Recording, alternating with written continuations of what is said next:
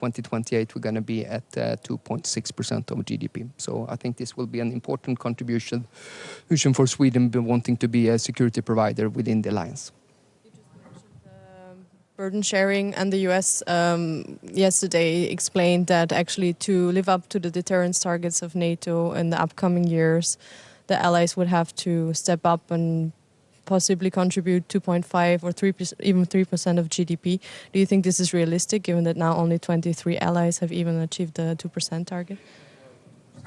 It's a floor, but it's not the ceiling, and it's not nearly enough for the needs that Sweden has, and therefore we're going up to a trajectory of 2.6% by 2028. We, of course, now when we present this defense bill, everything that's in this defense bill will be making sure that we also can have a better capability to live up to the capability targets. The capability targets are demanding and they're ambitious, but they have to be that. A top priority for Sweden is to make sure that the new regional plans that now are being drafted are executable. In the case of Sweden, we focus quite a lot on enablement, meaning focusing on logistics, maintenance, spare parts, both to have the ability to fight tonight, but also to have a stronger resilience into our armed forces. And we identified the numerous lessons, of course, from the battlefield in Ukraine that were also integrated into the Swedish armed forces. The victory plan that Zelensky is presenting, he wants to be invited by NATO for membership within the year. Is this possible? The victory plan, and we take note, we firmly stand behind the conclusions from the Washington summit that Ukraine is on an irreversible track on becoming a full-fledged member of NATO, which is important. Let me also say that we have many things to learn from Ukraine, both when it comes for defense innovation, and they have strong armed forces as well. President Zelensky also wants more security guarantees from NATO allies, even short of Article 5. If he walks away from here without additional security guarantees, doesn't that put him in a more insecure position? And what kind of support do you think he can get today? Remains to be seen. As I said, we welcome the plan, and it's going to be discussed tonight, and then we see how the discussions evolve. Of course, membership here and now is not an option because Ukraine is in the case of war. Of course, we as you know, we were an invitee into the alliance, and we had very close collaboration with NATO as a partner, and we'll be glad to share any experience that we have from that process.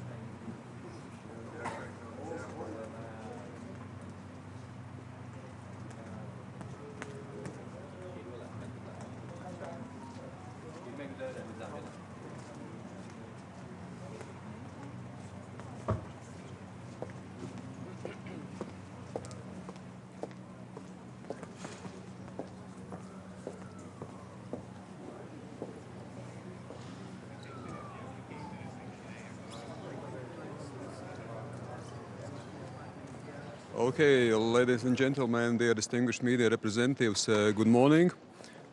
This is an important meeting today and tomorrow as well. Of course, there are important subjects timely to discuss.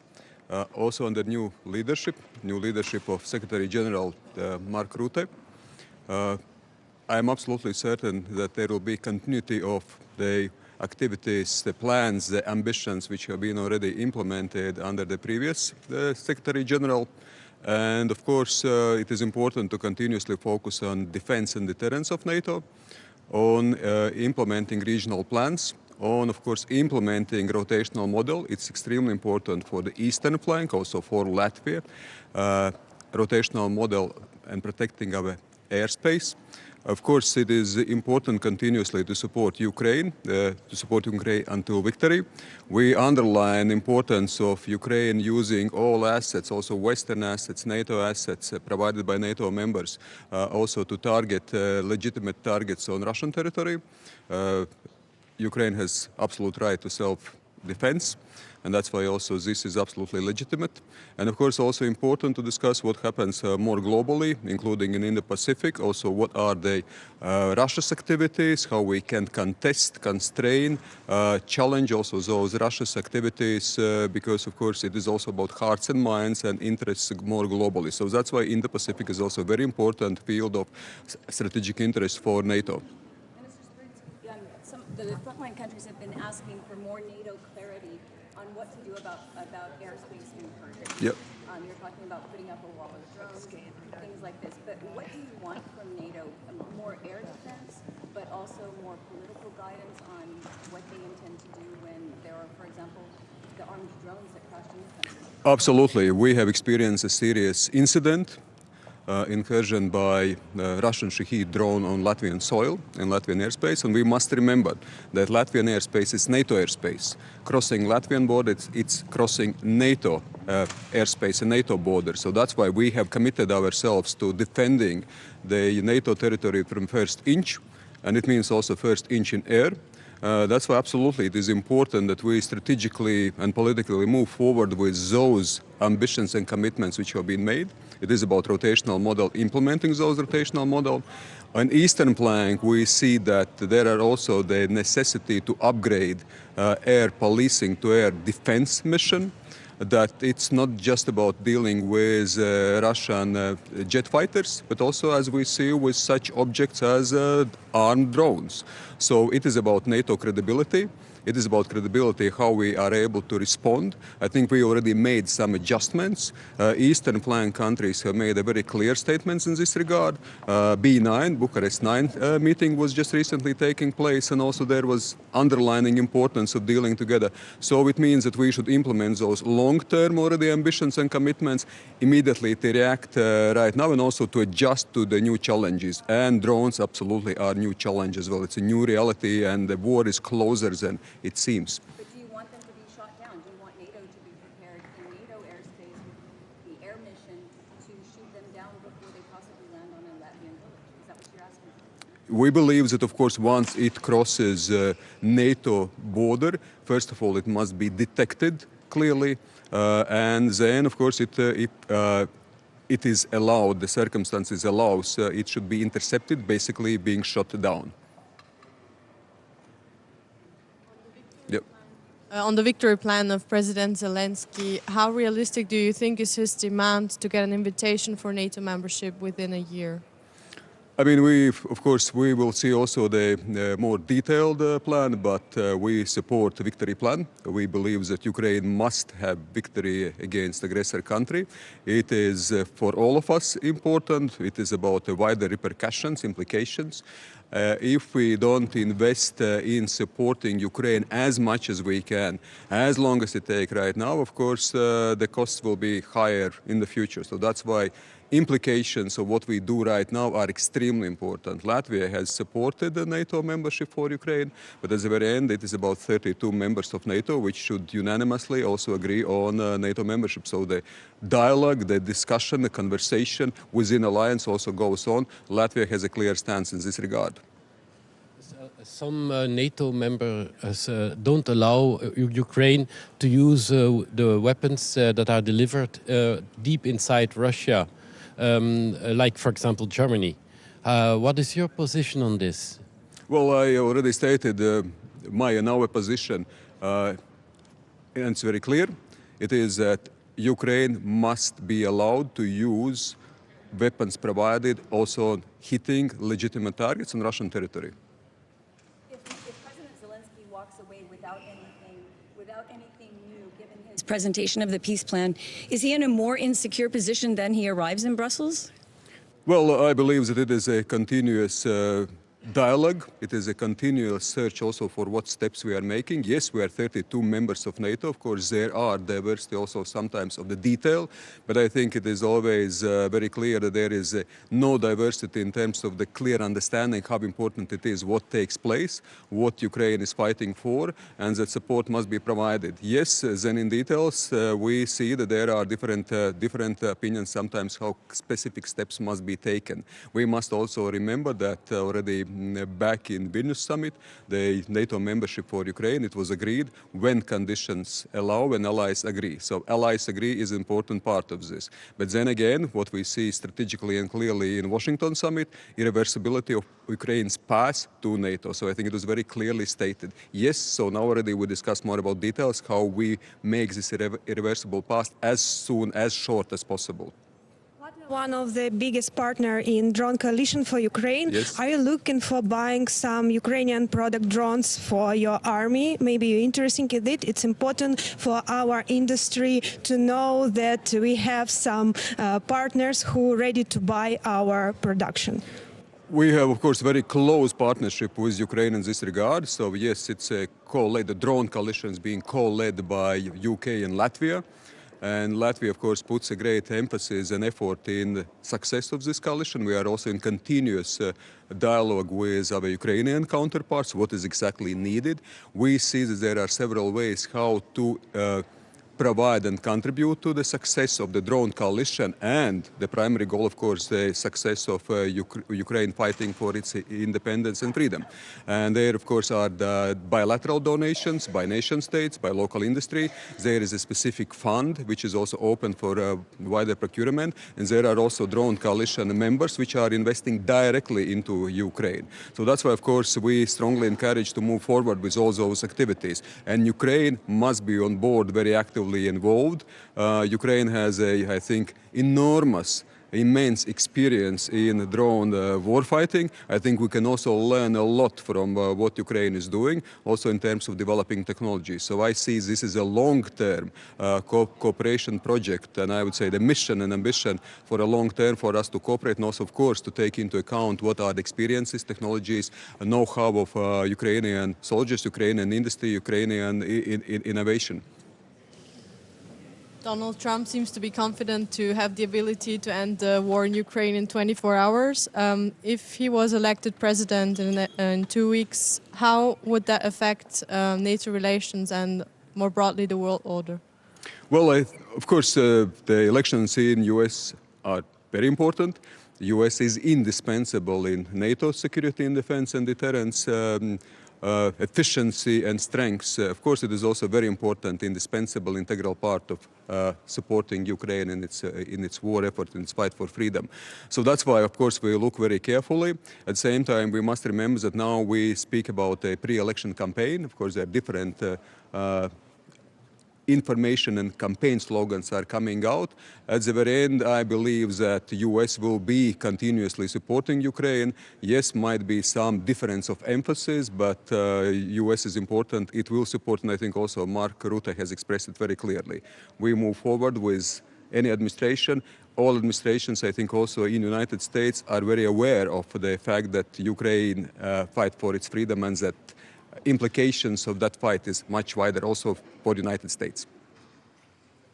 Thank you very much. Yes, have a nice day. Bye-bye. Thanks.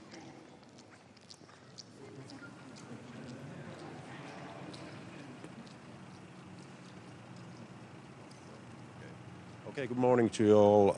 Important 2 days ahead of us. First of all, for Finnish perspective, we think that the defense and deterrence is our top priority in this meeting.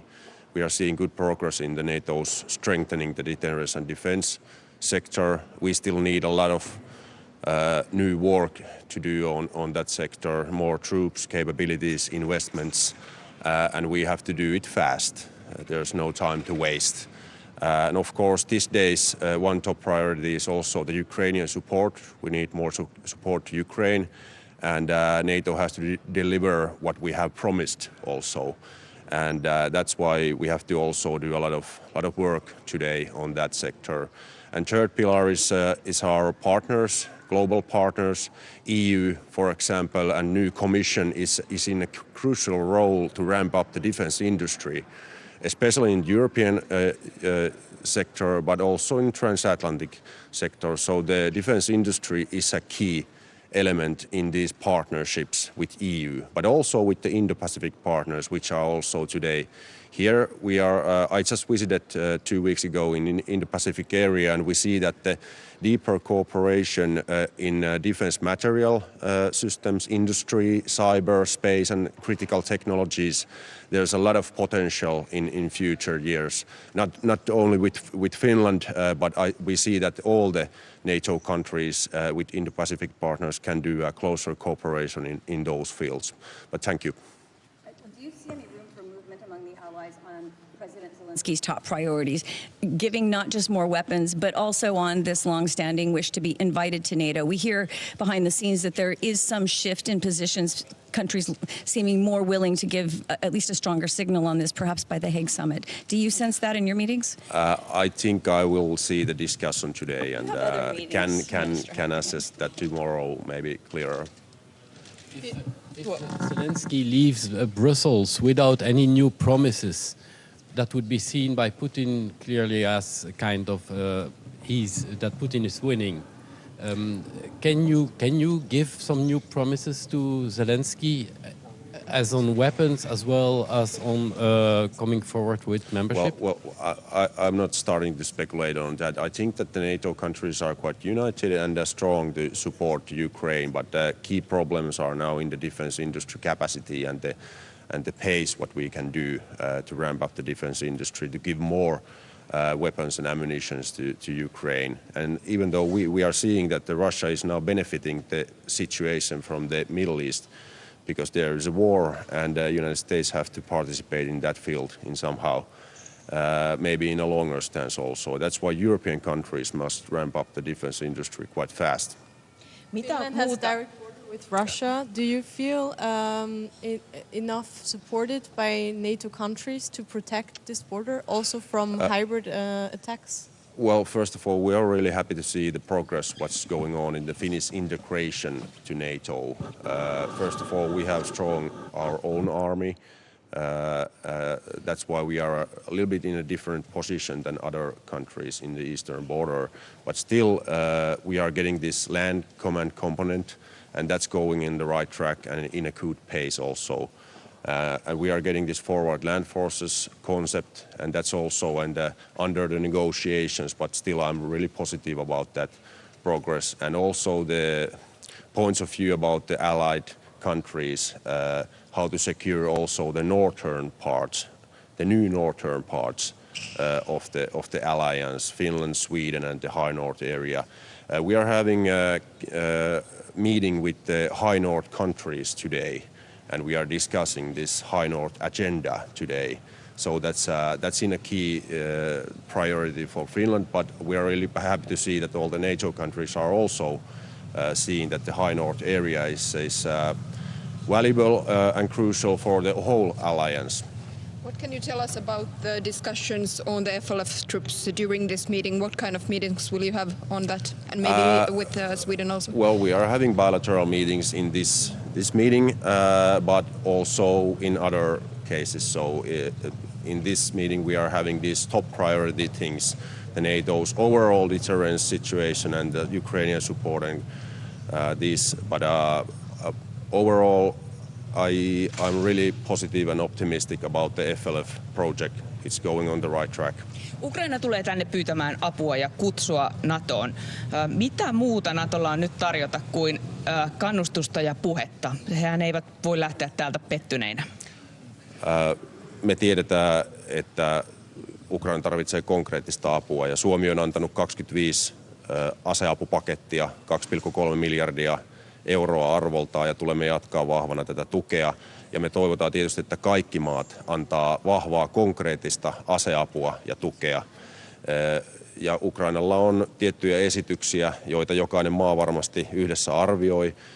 Uskon, että se henki tällä hetkellä on se, että kaikki tietää, että on kriittisen tärkeää antaa kaikki se apu, mitä Ukraina tarvitsee. Vasta sitä kautta syntyy sitten edellytykset rauhanneuvottelulle oikeasti. Entä tuo psykologinen tuki, joka tulisi mahdollisesti tästä kutsusta? Oletteko te valmis lähettämään sellaisen? Me arvioidaan näitä yhdessä ja se on tänään mielenkiinnolla odotetaan tietysti puolustusministeri Umerovin tapaamista. Mulla on kahdenvälinen tapaaminen Umerovin kanssa iltapäivällä ja sen jälkeen illan kokous Umerovin kanssa ja ilmeisesti Zelenski myös tulee siihen kokoukseen mukaan. Miten muotoilisit vielä tänne, että onko se kutsu mahdollinen tai realistinen sinne Haagiin mennessä? En lähde nyt sitä arvioimaan, että nyt pitää myös sillä lailla pitää katse pallossa, että se mikä on ihan puhtaasti länsimaiden käsissä on lisää rahaa, lisää aseita, lisää ammuksia, pitkäaikaisia tilauksia puolustusteollisuudelle kotimaassa ja sitten yhteishankintoja. Ja näissä tarvitaan tietysti EUn tämä tiivis yhteys. Sen takia EU on nyt keskeinen NATO-kumppani tässä Ukrainan tuessa. Kiitoksia.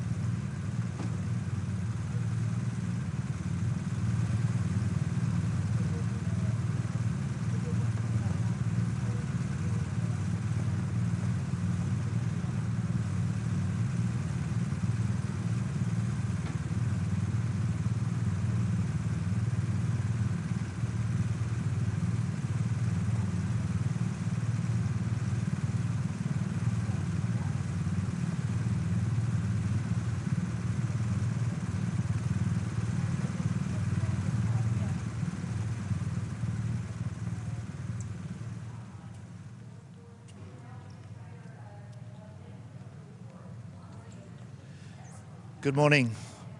I'm John Healey. I'm the new UK Defence Minister. And at this time of my first NATO Defence Ministers meeting here in Brussels, it comes at a time when the UK's unshakable commitment to NATO could never be more important. And at a time of growing Russian aggression and increasing wider threats, today we will make the commitment to reinforce NATO's eastern flank with a new plan alongside Estonia for our forces there. And we will make a commitment, a UK commitment, to bolstering the future of Europe's defences, leading a new initiative to net together the European air defence systems and to work together with other European allies to develop long-range missiles. This is part of the UK's new determination to work more closely with other European allies on security for the future. And Europe's security is guaranteed by this NATO alliance. Thank you. Yes. What are your thoughts on Ukraine's secretary plan that was introduced by President Zelensky? Is it realistic to implement? I'm pleased that President Zelensky came last week to London to brief me and the British Prime Minister on the victory plan. It's very important he's here in Brussels to brief NATO defence ministers today. The message will be quite clear. We, as Ukraine's supporters, must do everything we can to step up our support for Ukraine in the weeks and months ahead, to put more pressure on Russia, to ensure that Ukraine can prevail, because the defence of Europe starts in Ukraine. They're fighting for the same values and same beliefs and same freedoms that we prize, and we owe them that duty to stand with them for as long as it takes. What can you give President Zelensky on his way home? What new promises can you provide? Well, we've been a UK government for just 3 months now. On day 2 in my job, I was in Odessa with President Zelensky because Ukraine is a first-order priority for me as the UK Defence Secretary and for the UK government. So we've stepped up our UK support for Ukraine, military aid. We've stepped up the production of fresh weapons, including air defence systems, which the Ukraine are asking for. And we've also struck a new treaty for export guarantees and industrial production. And in that way, like other allies together, we can help with the provision of military aid now and the production of what Ukraine needs in the weeks and months ahead. Today is also the meeting of the AP4 countries together with the allies. Which strategy should the NATO adopt here together with its partners when it comes to China, who has become militarily involved also in the Ukrainian conflict? Look, I'm delighted we've got the 4 defence ministers from the IP4 here with us today at NATO. It stresses for me 2 things. First of all, that the security of the North Atlantic is indivisible from the security of the Indo-Pacific. So the concerns about the Indo-Pacific are also concerns for NATO nations. And secondly, with President Zelensky here, some of the staunchest supporters for Ukraine's fight for freedom have been countries like the IP4 that are not in the NATO area, but in the Indo-Pacific area. They're fighting and they stand for the same freedoms and values that we do. And Ukraine's fight is also their fight. Thank you very much. One last question.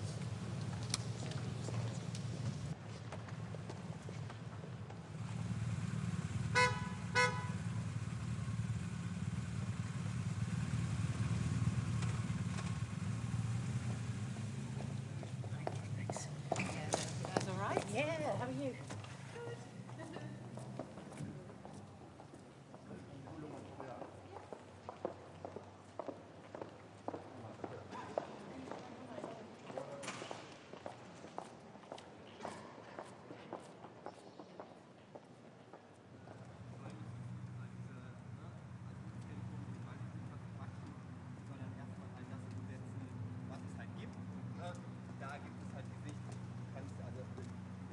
eigentlich genau erst in 2 Jahren vorgesehen und da sagt Deutschland jetzt irgendwie, weil wir das auch schneller machen.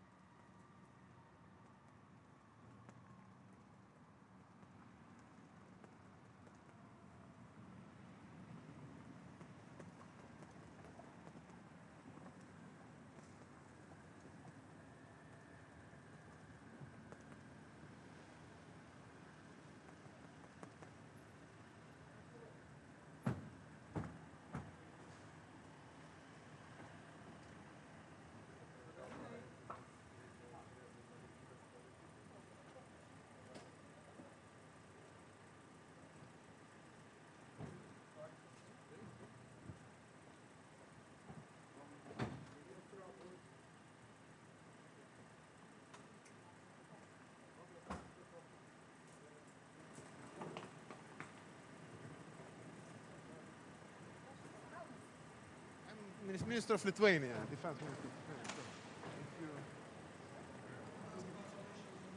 Belarus border. Do you fix any activity of Belarusian troops, or how it looks the situation with illegal migrants on your border? Illegal migration now, the situation is quite stable. I think we implemented the tools who let us stabilize and control the situation. Now we have a new phenomena which is connected to smuggling. We're using now not the drones for the smuggling, but the meteorological balloons. And we're bringing the cigarettes to our country by the balloons who are not controlled.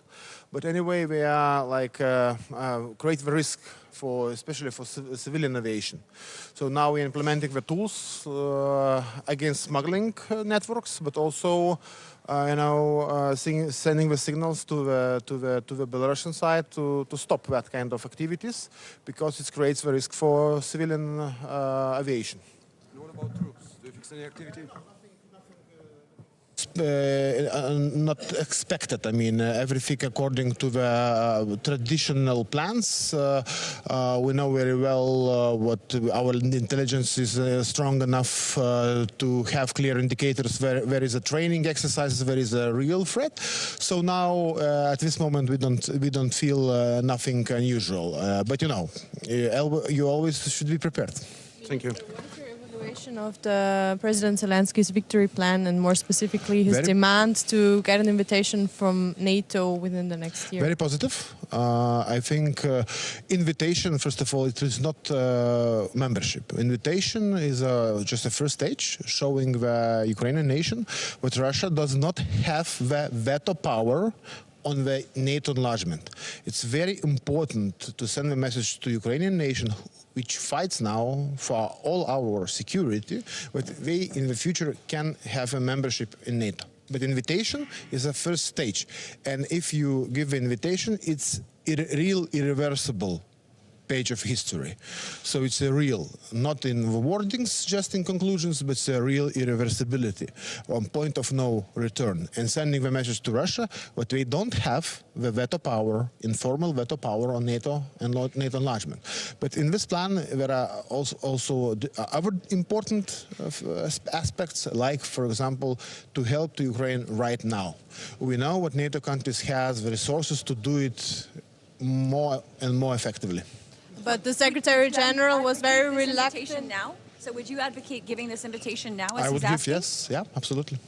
Secretary-General Rutte was reluctant on giving a timeline for this invitation. Why is that? Why are there still bottlenecks among some of the allies?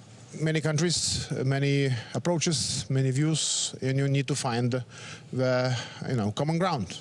We are Baltics, with Lithuania, we understand the situation, and we have, if you want to stop Russia, if you want to break their military machine, you need to support Ukraine, and it's the best way to break this machine. If you want to push Russians back from the NATO territory, from even idea to test NATO, the best way to do it is support to Ukraine in every means. It's military support and also political support as invitation to NATO.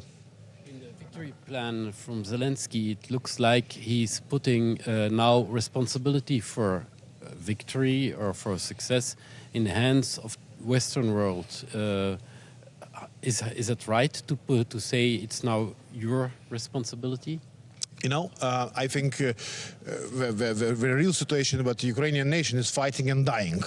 For their independence, but also, as I said, we're pushing back Russians every day. Every day. You can imagine if it will be de facto frozen, how Russia can be reestablish their powers and to try to test in some years even NATO territory. So Ukrainians are fighting for our security too. That's why it's quite normal to ask for support, at least with little support. And of course to give all permissions to hit the targets inside of Russia if it's connected to with military aggression on Ukraine. What we are doing, we don't have long-range missiles, but we have the resources allocated and now negotiating with Ukrainians for the contract their ballistic missiles who can hit Russian targets. So we will invest into the Ukrainian defense. So this is one of options. If you have some restrictions, what you can do, you can invest into Ukrainian defense industry and don't have any internal red lines. What would you like to see NATO do in terms of air defense of the front line of your country and the Baltic states, given the increasing number of incursions, including of armed drones coming into the NATO airspace? We have confirmed in Vilnius, now reconfirmed with additional details in Washington summit, the rotational air defense model, which is to the all eastern flank, but especially to the Baltics. So we had one success story, and I want to thank Netherlands, who deployed the Patriot system, which were plugged in Lithuanian air defense systems with NASAM systems on summer, and we had good training, and I think it was a good experience. And now we are working on such kind of trainings could be more and more and more. So we are talking with many now NATO countries to deploy at least for trainings, at least for a short time, via ground-based air defense forces. Also, we are investing in ourselves. Just last week, we signed 2 new contracts on mobile short-range air defense system with Swedish Saab on M-Shorts, and also NASAMS. It's a third battery which we will have in Lithuania. A new contract we signed with Norwegian company Kongsberg. So we're investing a lot ourselves, but would like to implement also rotational air defense model with participation of other NATO countries. The number of incursions is still rising, even with all of these measures you're taking. So what needs to be done? You know, it depends on the incursion. You know, so if you're talking about Shahed drones, so there are tools how when you detect them, there are tools how you can destroy it by a fighter jet, or using some more softer arms from the ground. So it's also lessons learned from Ukraine.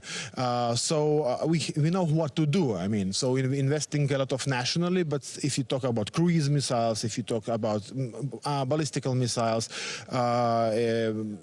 different planes, jets, which is coming from adversary. So air defense model with Patriots, SAMT, NASAMS, IRIS-T works well.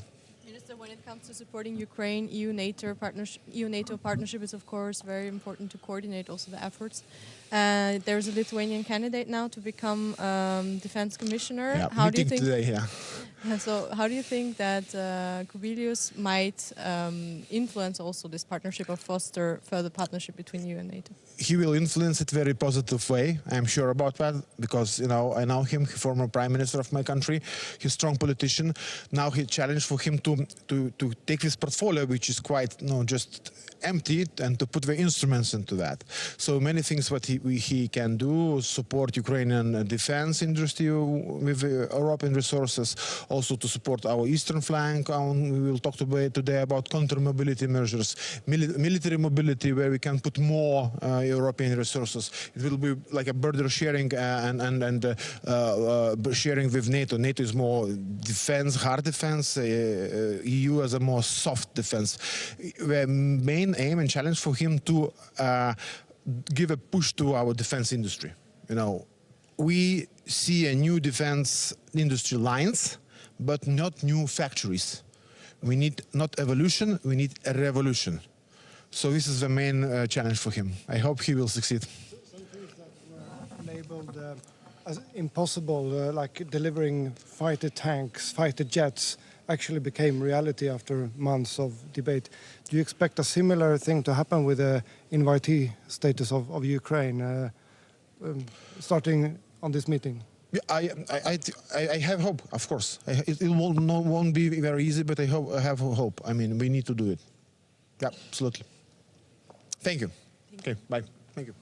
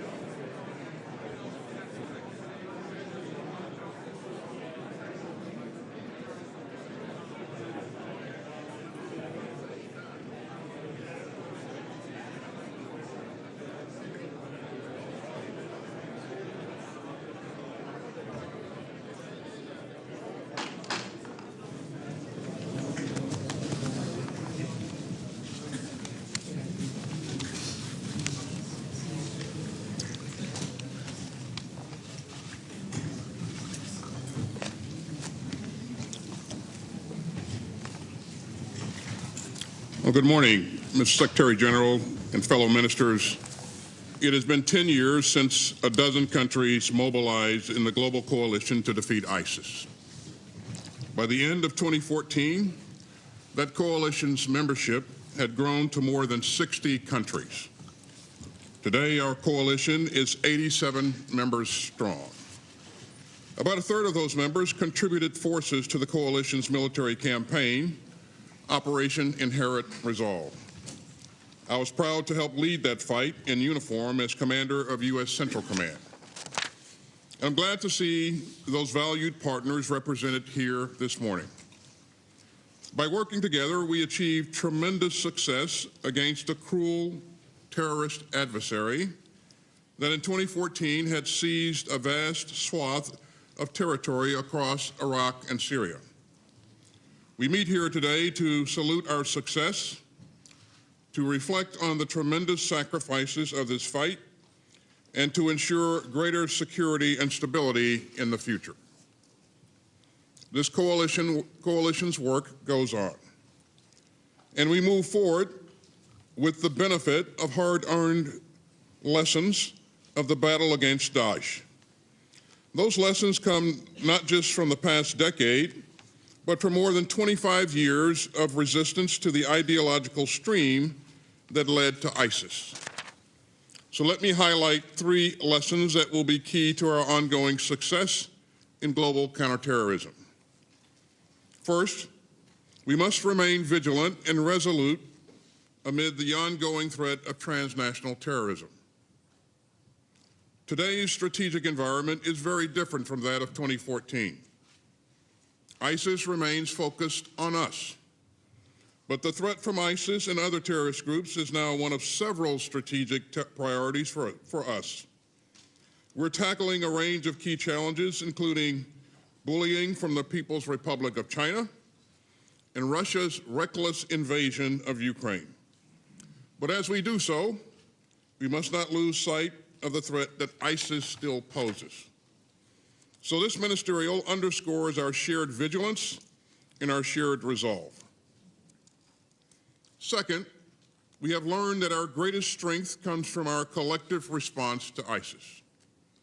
Like other global terrorist groups, ISIS plots to make us overextend ourselves. If any one of us were to confront ISIS in every region of the globe, we could exhaust our resources and our will, and that would play into their hands. But our coalition has undermined their strategy to outlast us. Together, we've shared the responsibility for the territorial defeat of ISIS in Iraq and Syria. And together, we have the global presence and resources to confront ISIS wherever it may emerge. And I should note that our discussions today about West Africa and Central Asia will focus on expanding our efforts to counter key ISIS affiliates. And that brings me to a third lesson, which is the importance of adaptability. And over the past 10 years, we have continually re-evaluated the threat posed by ISIS and adjusted our strategy to most effectively counter the group's resurgence. Last month, alongside our Iraqi counterparts, we announced the phased transition of Operation Inherent Resolve. We'll talk today about what that process means for the military mission and for our ongoing security partnership with Iraq.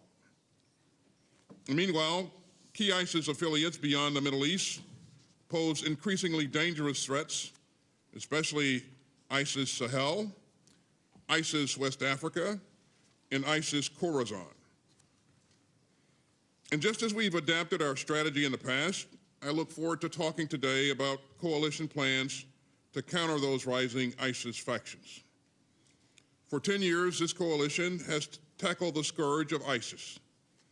Our success stems from our resolve, our commitment to working together, and our willingness to adapt. These core elements will remain at the heart of the next phase of our mission. Thanks again for your leadership and your solidarity, and I look forward to our discussion today. And with that, let me turn to Secretary-General Rutte for his opening remarks.